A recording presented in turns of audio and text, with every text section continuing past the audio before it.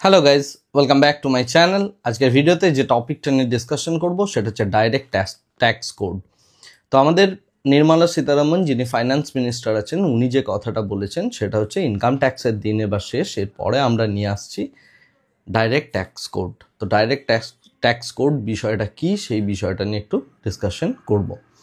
তো তার আগে যে বিষয়গুলো নিয়ে একটু কথা বলবো সেটা হচ্ছে যে আমাদের এই যে ইনকাম ট্যাক্স, সেই ইনকাম ট্যাক্স শুরু হয়েছিল 1961 খ্রিস্টাব্দ থেকে, এবং তারপর থেকে বিভিন্ন জিনিসপত্রের জন্য আমাদের মানে সেম ওয়েতে ইনকাম ট্যাক্স কালেক্ট করা হতো, যেখানে তার দুটো পার্ট ছিল। একটা ছিল হচ্ছে যে আপনার কিছু ইনভেস্টমেন্ট থাকবে, যে ইনভেস্টমেন্টগুলোর ওপর থেকে আপনার অ্যাকচুয়ালি ট্যাক্স মুকুব করা হয়ে থাকে। যেমন ফর এক্সাম্পল এলআইসির ওপর আপনার কোনো ট্যাক্স এর আগে নেওয়া হতো না।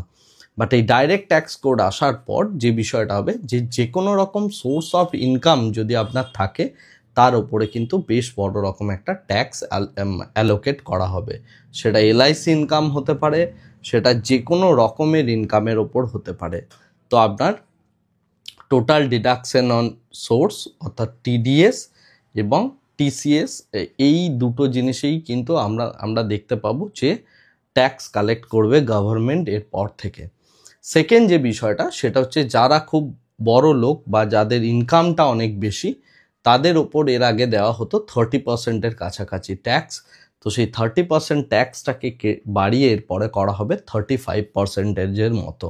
অর্থাৎ যাদের 1 কোটি টাকা বা তার থেকে বেশি ইনকাম, তার ক্ষেত্রে কিন্তু আরও 5%-এর মতো ট্যাক্স বাড়ানো হচ্ছে।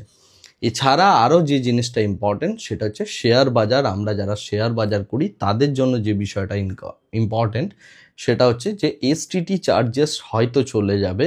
অর্থাৎ এই যে আমরা সিকিউরিটি ট্রানজ্যাকশন চার্জেস দিতাম ট্যাক্স, সেই ট্যাক্সটা আমাদের চলে যাবে।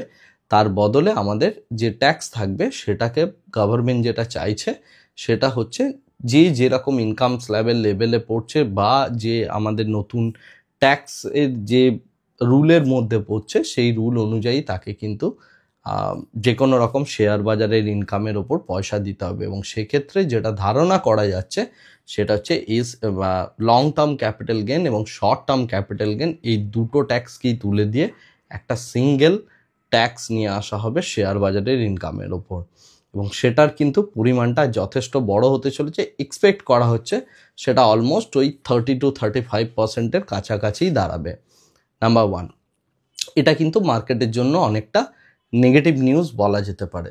সেকেন্ড যে বিষয়টা সেটা হচ্ছে এফআইআই এবং ডিআইআই যারা আমাদের এখানে ইনভেস্টমেন্ট করেন, সেটা বোথ দ্য পার্টিস প্রত্যেকের ক্ষেত্রেই কিন্তু কর্পোরেট রিলেটেড একটা সেম ট্যাক্স স্ট্রাকচার নিয়ে আসা হচ্ছে ইনস্টিটিউশনের জন্য, এবং সেই ট্যাক্সটাই দুজনকেই পে করতে হবে। এর আগে এফআইআইরা অনেকটা ছাড় পেত, যেহেতু তারা ডলার বা কোনো বৈদেশিক মুদ্রা দেশের মধ্যে আনছে সেই কারণের জন্য। বাট এরপর থেকে এফআইআইদের ওপরেও ট্যাক্স চাপানো হবে। তো সেটা একটা বেশ বড়সড় ব্যাপার, এবং এফআইআই সেলিংয়ের কারণ বলে অনেকেই এই বিষয়টাকে মনে করছেন। তো সেই দিক থেকে দেখতে গেলে একটা ট্যাক্সের বড় রকম বোঝা পড়তে চলেছে। সো যে কোনো রকম যত রকমের ইনকাম আছে বা ইনকাম সোর্স আছে, তার ওপরে কিন্তু একটা সিঙ্গেল পার্সেন্টেজ করে দেওয়া হবে, এবং সেই পার্সেন্টেজের ওপর আপনাকে ট্যাক্স দিতে হবে। এবং এক্ষেত্রে যেটা মনে করা হচ্ছে যে 15 লাখ টাকা অবধি ট্যাক্সের এক্সামশন দেওয়া হবে। বাট সেক্ষেত্রে আপনার মানে এই যে এক্সামশন দেওয়ার কথাটা বলা হয়েছে সেটাও সম্পূর্ণভাবে একটা কাকতালীয় বিষয় উঠে এসছে। এখন কোনো কিছুই কংক্রিট নয়, যেহেতু অনেকেই আমাকে এই প্রশ্নটা করছিলেন যে ডাইরেক্ট ট্যাক্স কোড নিয়ে আপনি আপনার ওপিনিয়নটা বলুন।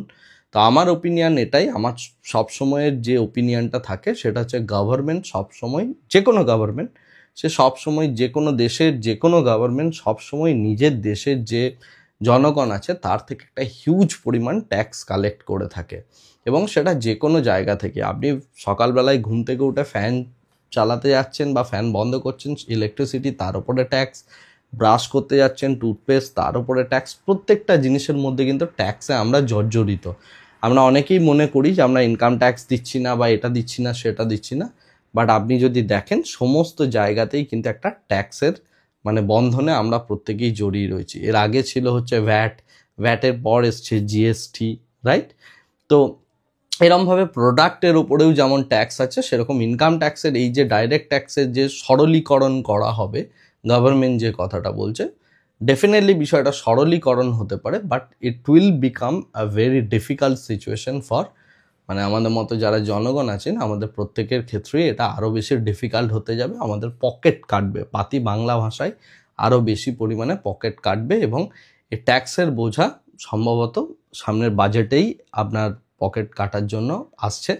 নেক্সট বাজেটটা যেটা হবে 1 ফেব্রুয়ারি বা 2 ফেব্রুয়ারি, সম্ভবত 1 ফেব্রুয়ারি 2025, সেখানে যদি এটা অ্যানাউন্সমেন্ট হয় তাহলে আমরা প্রত্যেকটা জিনিসের ওপরেই এই ডাইরেক্ট ট্যাক্স কোড দেখতে পাবো, এবং সেক্ষেত্রে আমাদের ওপর করের বোঝা আরও অনেকটা চেপে যাচ্ছে, এবং এটা কিন্তু ইকোনমির জন্য অনেকটা খারাপ হবে। এবং সেক্ষেত্রে আপনি যদি দেখেন, সেটা হচ্ছে আমাদের স্পেন্ডিং যে পাওয়ার, বা আমরা যে এই পারচেজিং পাওয়ারের কথা বলবো না, আমি স্পেন্ডিং পাওয়ারের কথা বলছি, সেই স্পেন্ডিং পাওয়ার কিন্তু আমাদের আরও অনেক কমে যাবে, এবং সেক্ষেত্রে মানুষ আরও বেশি সঞ্চয় করার চেষ্টা করবে, যেটা ইকোনমির মধ্যে একটা নেগেটিভিটি ক্রিয়েট করবে। এটা একটা দিক, এটা হলো ট্যাক্সের পার্ট। অর্থাৎ আমার মতে ডাইরেক্ট ট্যাক্স কোড কিন্তু ভীষণভাবে নেগেটিভ হতে চলেছে আমাদের প্রত্যেকের জন্য, এবং বেশ ভালো রকমের একটা ট্যাক্স কিন্তু ডিডাক্ট হবে প্রত্যেকের থেকে। যেভাবে আমরা ইনকাম ট্যাক্সে আগে প্রচুর এক্সেমশন পেতাম, সেই কোনো এক্সেমশন কিন্তু আমরা এরপরে পাবো না। অর্থাৎ আপনার মেডিকেল বিলের ওপর একটা এক্সেমশন পেতেন, বা আপনি মনে করুন কোনো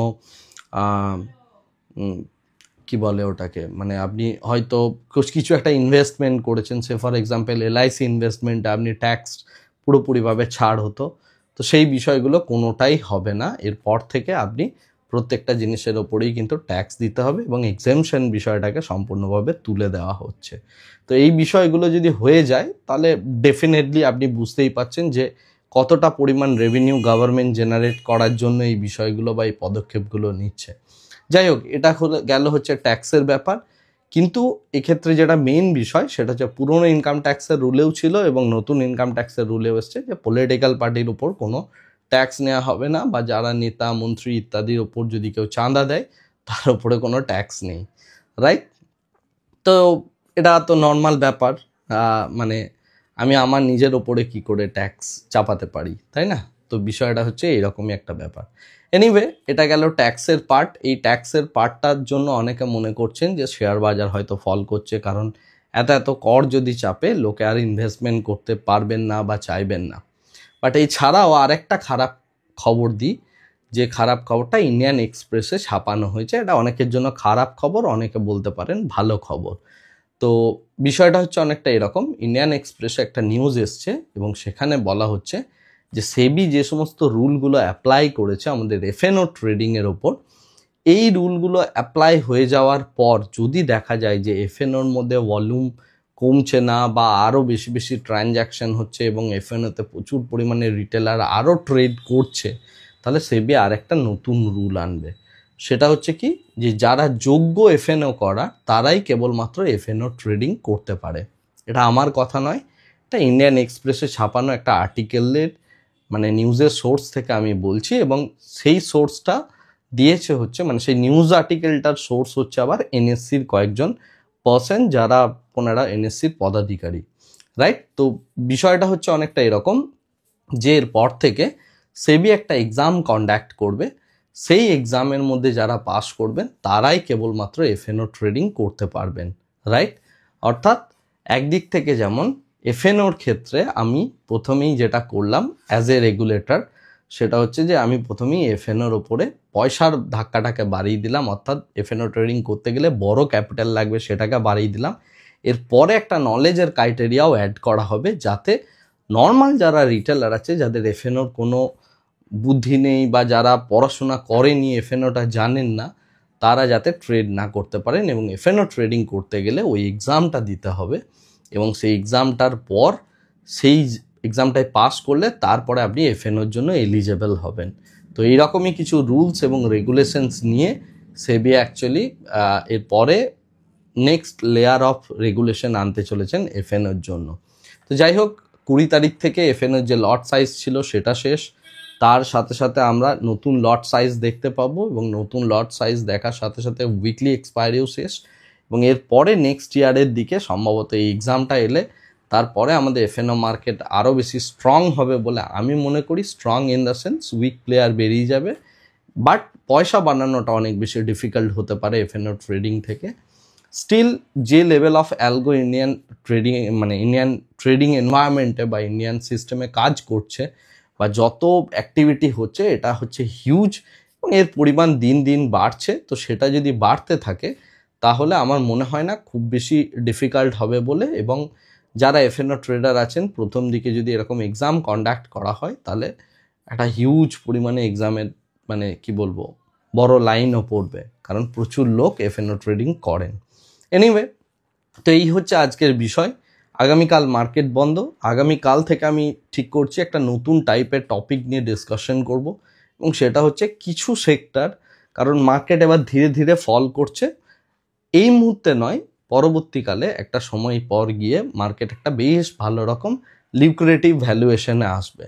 তো লিউক্রেটিভ ভ্যালুয়েশনে যখন মার্কেট আসবে সেই সময় থেকে যাতে আপনি ইনভেস্টমেন্ট করতে পারেন সেই জন্য কিছু থটস, কিছু আইডিয়াস আমি এরপর থেকে দেব।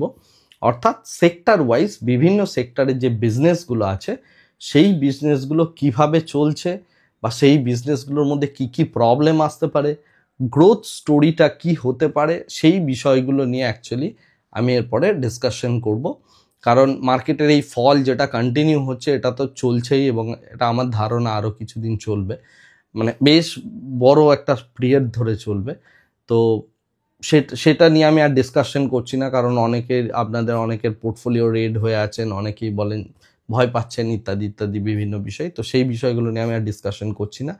আমি এরপর এখান থেকে কি করে অপরচুনিটি বের করতে হয় সেই বিষয়ে, এবং মেইনলি শেয়ার বাজারের যে বিভিন্ন কোম্পানিগুলো আছে তাদের বিজনেস স্ট্রাকচার নিয়ে একটু ডিসকাশন করব। আমি কিন্তু কোনো শেয়ারের রেকমেন্ডেশন করব না যে এই শেয়ারটা কিনবেন না, হোল্ড করুন, ছেড়ে দিন, এই জাতীয় কোনো কিছুই আমি করি না। যেটা ইম্পর্ট্যান্ট সেটা হচ্ছে সাবজেক্টটাকে বোঝা, এবং তার জন্য এরপরে বিজনেস বোঝার জন্য বিভিন্ন সেক্টর নিয়ে সেই সেক্টরের বিভিন্ন রকম প্রবলেমস, পেইন, কারেন্ট মার্কেট সিনারিওজে কেন এই সেক্টরটা ফল করে যাচ্ছে, কোন জায়গা থেকে বাউন্স করতে পারে, বা বিজনেসের মধ্যে কি কি চেঞ্জেস এলে সেই জিনিসটা ধীরে ধীরে রিভাইভ করবে, এই প্রত্যেকটা বিষয় নিয়ে এরপর আমি ডিসকাশন করব নেক্সট আগামীকাল থেকে। আজকের ভিডিওটা এখানেই শেষ করছি। Thank you very much. Bye bye, tata.